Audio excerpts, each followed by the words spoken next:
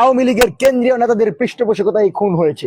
আমরা স্পষ্টভাবে বলছি, শহীদ শরীফ ওসমান হাদী হত্যাকাণ্ডের বিচার ইন্টারিম সরকারকে 25 কার্যদিবস সময় দেওয়া হয়েছিল, তারা ব্যর্থ হয়েছে এবং সেই সরকারের অনেক কুশীলব আস্তে আস্তে বিচারের মুখোমুখি হবে আমরা মনে করি। তো এই সরকারের ভিতর যেন এই ধরনের কেউ না থাকে, এ ধরনের কোনো পদক্ষেপ না নেওয়া হয়, সেজন্য ফয়সাল এবং তার সহযোগী সহ যাদেরকে গ্রেফতার করা হয়েছে তাদেরকে যেন দ্রুত সময়ের ভিতর বাংলাদেশে হস্তান্তর করা হয়।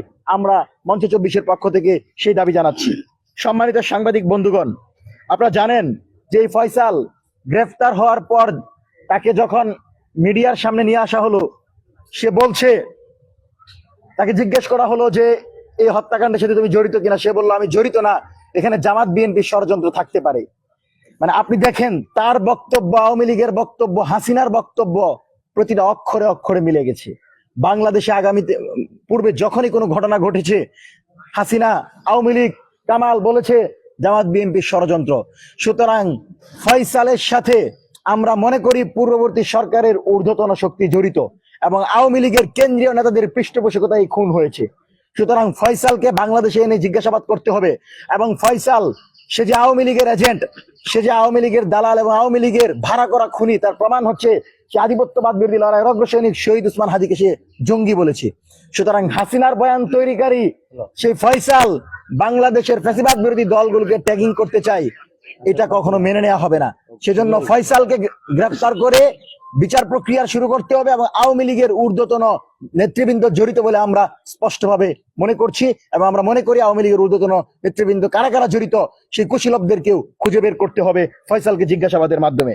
সম্মানিত সাংবাদিক বন্ধুগণ, আপনারা জানেন যে বাংলাদেশকে ফ্যাসিবাদের দিকে যারা ঢেলে দিয়েছিল, সেই অংশটাতে শুধুমাত্র রাজনৈতিক দল ছিল না, সেখানে ছিল বিভিন্ন সাংস্কৃতিক সংগঠন, সেখানে ছিল শাহবাগীদের একটা বড় অংশ, সেখানে ছিল বড় ধরনের ভারতীয় আধিপত্যবাদী প্রক্সি গ্রুপগুলো।